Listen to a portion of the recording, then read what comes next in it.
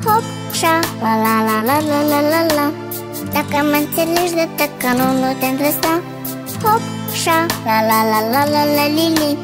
Dacă știi să nu mergi, număr 1, 2 și...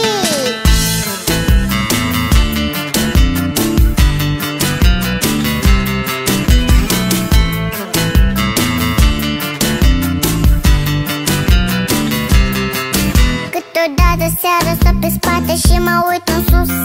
Alții numără câte stele, dar eu câte nu-s. Nu încerca degeaba, cum oricum nu reușești. Doar din mergi până la 1 fără să te oprești. Nu contează care-i faza dacă nu renunți. Important e să ții minte ce trebuie să uiți. Eu aș spune ce pe bune și ce nu-i perfect, dar mă tem că o să mă înțelegeți corect.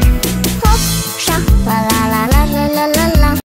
Dacă mă înțelegi de tăcă, nu te întrăsta. Ei, hop, șa, la la la la la la li li.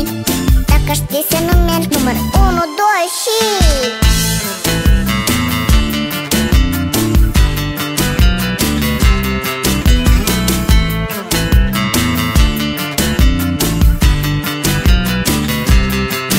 Cine are să afle în ce zodie se află racul, cum să ajunge într-o secundă în cubacu, și cu ce viteză ar trebui să...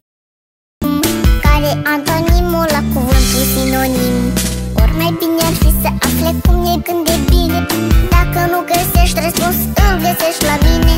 Pentru că deja sunt mică și am înțeles la ce vârstă am împlinit 3 ani. Mamă, ce succes!